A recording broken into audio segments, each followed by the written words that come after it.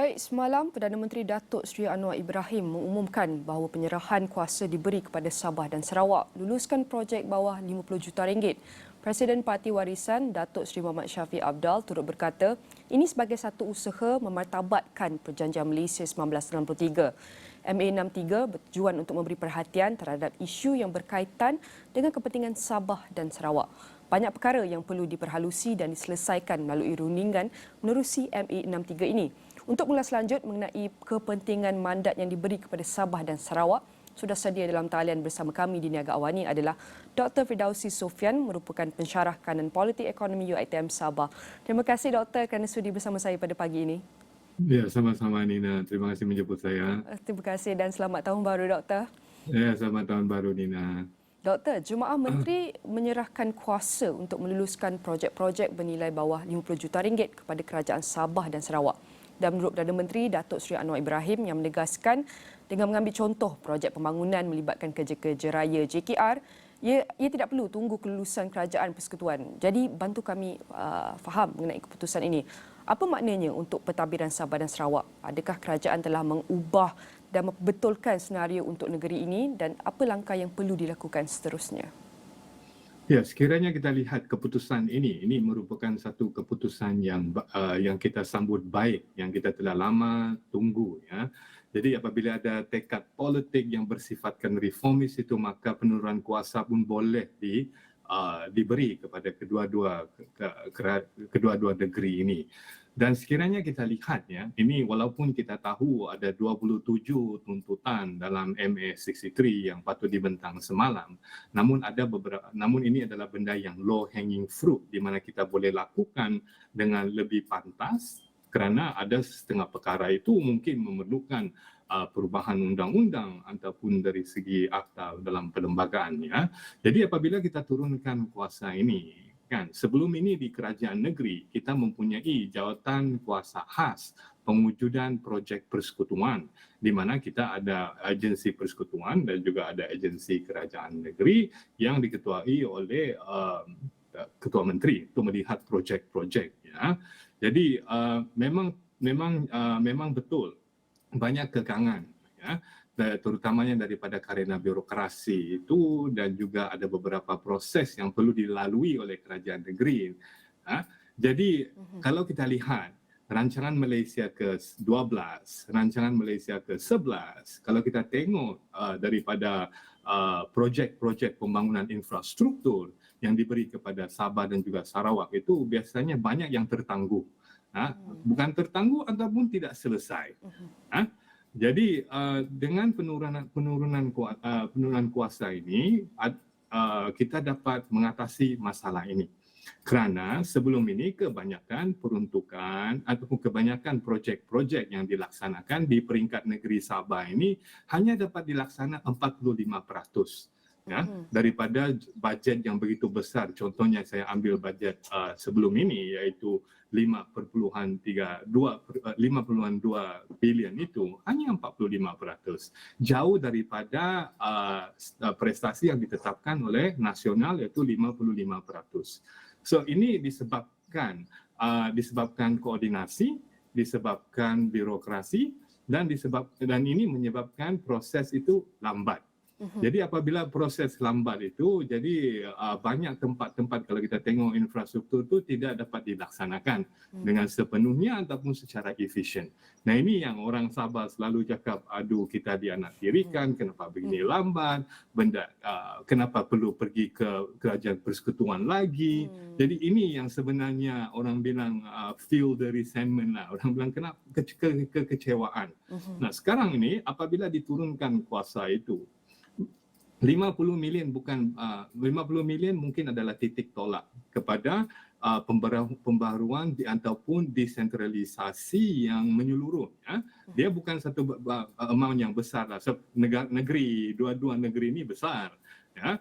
Jadi 50 million itu mungkin adalah titik tolak untuk desentralisasi yang lebih menyeluruh yang masa akan datang. Tapi we have to start somewhere. Jadi ini adalah satu benda yang baik. Jadi apabila telah diturunkan kepada kerajaan negeri, jadi ini memudahkan pertama. ya, terutamanya di luar bandar. Seperti mana yang kita sudah yang kita pernah bincang sebelum ini, kalau kita tahu banyak negeri-negeri daerah-daerah yang miskin itu berada di Sabah. 8 daripada 10 itu daripada Sabah. Ya. Jadi banyak isu-isu infrastruktur yang berkait dapat dengan akses ini dapat dilakukan dengan segera. Ya.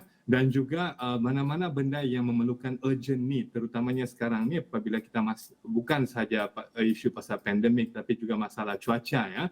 Kalau di Sabah ni hujan sebentar sudah banjir, bila banjir tidak ada air, itu yang amat unik. Jadi itu yang kita kena atasi, isu-isu infrastruktur ini.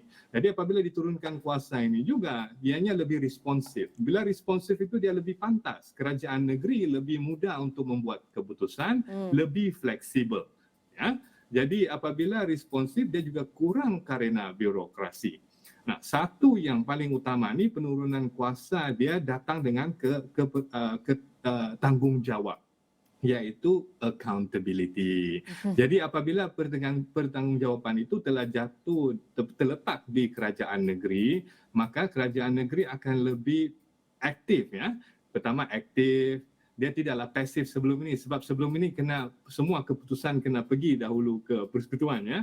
Sekarang disebabkan accountability itu sudah berada di tangan kerajaan negeri dan seluruh rakyat Sabah pun sudah dengar cerita ini tentang penurunan kuasa 50 million. Jadi dia lebih accountability itu lebih tinggi. Jadi mereka akan lebih responsif, mereka harus melaksanakan projek-projek yang telah ditetapkan yang tidak lebih daripada 50 million. Jadi saya juga berharap ya selepas ini, lepas 50 million, sebab kalau kita tengok Nina, kalau kita tengok daripada bajet pembangunan selama 5 tahun, right, ataupun 10 tahun, Sabah sentiasa mendapat projek pembangunan yang tinggi, right, dekat 5 bilion, 4 bilion secara purata. Namun banyak yang tidak dapat diselesaikan ataupun tidak dapat dilaksanakan seperti mana saya nyatakan tadi, 45%, kadang-kala tidak sampai pun 50%. Ini ada disebabkan kerana kuasa berpusat di persekutuan.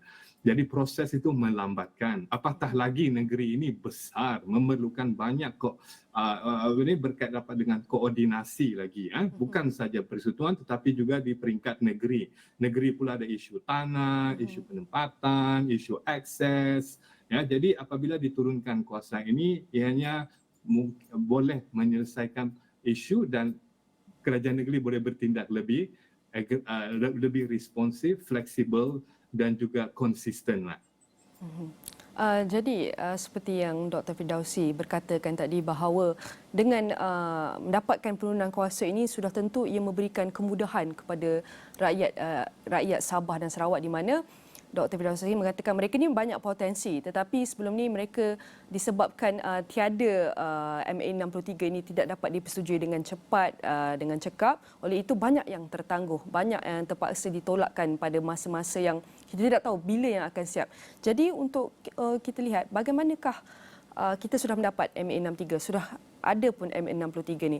Jadi pada pandangan Fidausi, mampukah kita melepasi seperti yang Fidausi cakap, melepasi proses pembangunan ini melebihi 45%? Dan jangkaan Fidausi dalam berapa lama lagi kita akan melepasi 45% itu?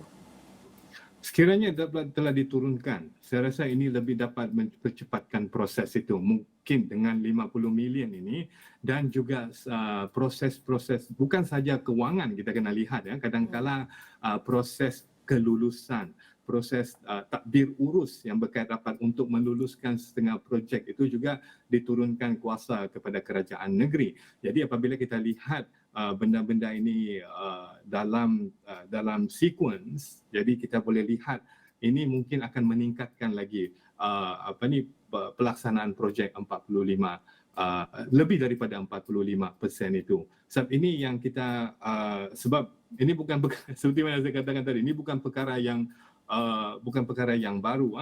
Kalau berkait dapat dengan projek yang tertangguh ataupun terbengkalai, kita kalau lihat terutamanya dalam RMK 12 yang mempunyai chapter khusus untuk Sabah dan Sarawak, itu banyak dinyatakan tentang masalah tentang birokrasi, dan tidak pernah sebenarnya dalam RMK 12 ataupun RMK 11 menyatakan tentang penurunan kuasa itu. Ini adalah kali pertama ya untuk kalau kita lihat daripada dokumen-dokumen yang ada ini.